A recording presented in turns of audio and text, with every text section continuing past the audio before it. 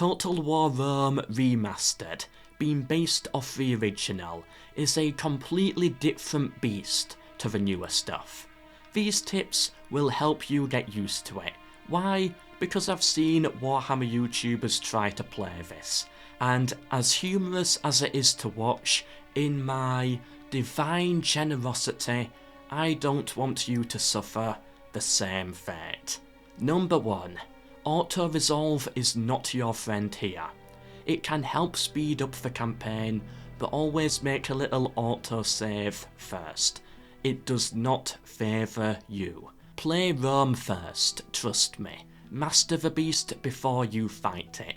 However, if you really want to play another, there is a toggle for that in the launcher. Toggles. If you are a new player, I advise the remaster settings. However, I prefer the old unit balance. Make sure controls are on modern, but I advise scrolling down to the bottom of the battle settings and having show unit destinations under spacebar. To get rid of these massive circles here, click on this. Or perhaps you like them, I don't know. These are the rest of my settings. You can even toggle arrow trails on and off in the graphics. This game is going to play differently than most others. Don't be ashamed of tuning down the difficulty a little bit. Do not use auto manage in any case. Trust me, it won't be your friend. All Roman houses are forced to an alliance from the start. This, however, can change late game with the Civil War event. Prepare. Money may be tight at first, but don't be afraid mid-game to late game to just have 100k sitting in the bank doing nothing. This is normal. Use it to bribe others away or spam more armies, because the AI surely will. Always keep your capital at the centre of your empire, but still in a good city. Use this button here to move it. Taxes are very important. Double click a settlement and adjust them from there. Each settlement has its own tax options to manage. This is how public order works. If the public order is less than 70%, it will riot next turn. If you do not fix it, the settlement will rise up. Cities should not be left empty. Build a garrison. It helps with public order and stops enemies from just walking in. This game does not auto-generate any garrisons. With garrisons, don't have your most expensive troops in there. Just some cheap peasants could do it if the settlement is not on the front lines. If all of your generals die, your faction dies. To replenish troops, you go to the retrain option, but it only works in a city where you can recruit them in the first place. Don't attach spies and other agents to armies. They don't help in the same way. To engage in diplomacy, you have to send a diplomat at the start. Send him round the map, getting good deals that work for you. The diplomat can talk to anybody, a general, a city, or another diplomat. If a certain news message keeps popping up that just annoys you, you can filter it out. You need boats to travel across the sea. If you have a full army on one boat and that boat sinks, the whole army will drown. Be careful on sea. These here are followers, previously known as retinues. If you want to move a follower to another character, pick that character that you want to move it to. Select the follower, and the follower will take X amount of turns to arrive. Simpler than in the original. It's not essential, but if you care about min-maxing generals, play around with it. Generals can be used as commanders and governors. If they have high command, use them on the battlefield. If they have high management, this increases wealth generated in the city that they are in, so put them in that city to act as a governor. Likewise, high influence increases public order. 1 influence, 5% public order. 2 influence, 10% public order, and so on. Population can go up and down in a settlement at a percentage rate. High population means more money from tax, and eventually settlement upgrades. Recruiting units also takes away from the population pool. If you don't have enough people in the settlement, it cannot grow.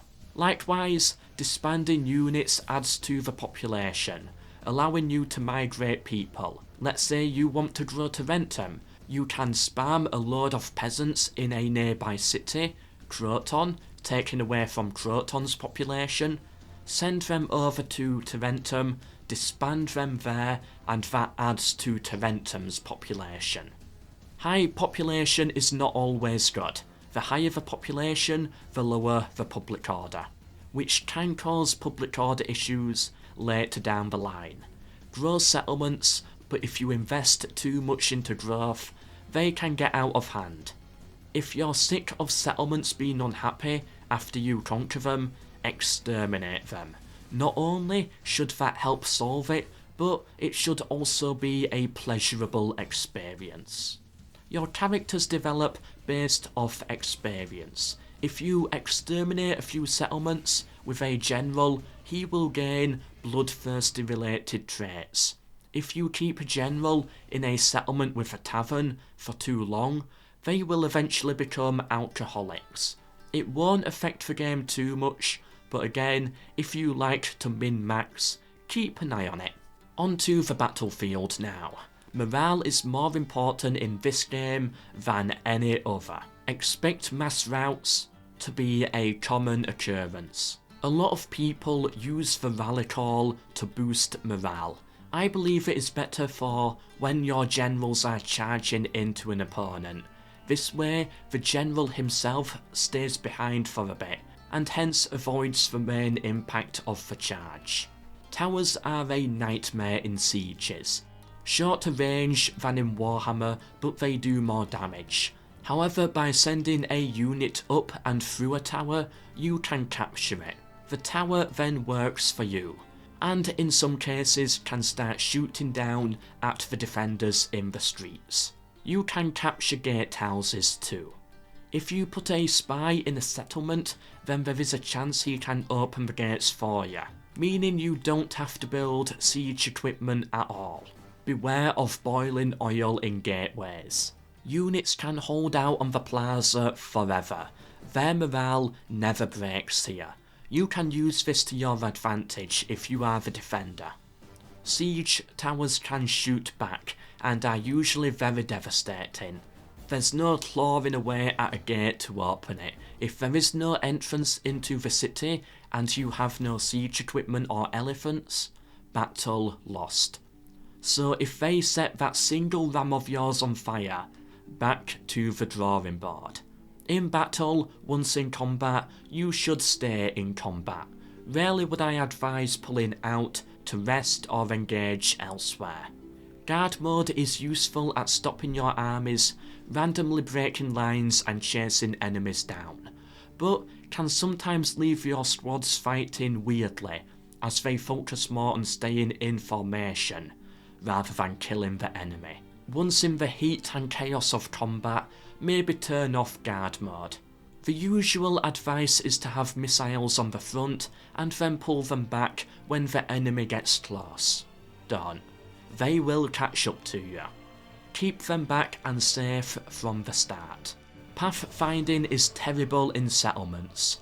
Understand this, especially with cav units. Use large unit scale for the most logical and comfortable experience. Bridge battles are overpowered. A defensive army on a bridge is a very powerful position to be on. If you are worried about the enemy crossing through a choke point on the campaign map, build a fort there and have a peasant garrison it. It should slow your opponent down by at least 2 more turns. Rebel armies will spawn and disrupt trade, plus public order. It is usually best to kill these.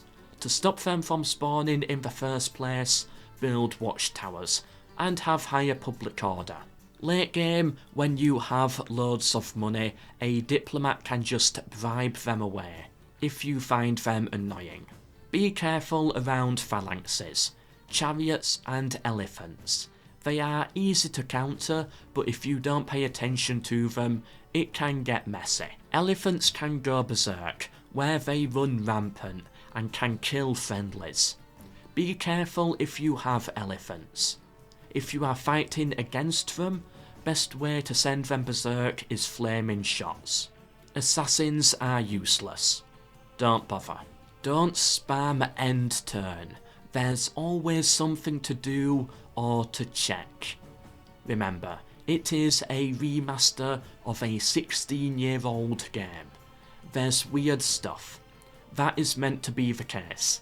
It is an updated reflection of a different time in gaming. Hold. As said in my review, once mods really get into this is going to be a great game, with more value to come. The OG has been going for 16 years, and it's still got an active loyal player base. The mods are going to be amazing, so don't back down and leave too early. Hold. And last, but certainly not least, console command puppify_my_love. Thank me later. There's many more stuff that I could have said. If this video gets to 1000 likes, I'll do another, but focused on Barbarian Invasion and Alexander, as they both have so many more unique elements of their own. Well, Barbarian Invasion does. Like, subscribe, and turn on notifications for more. I have been MELKOR, but for now, until the next one, Mel gone.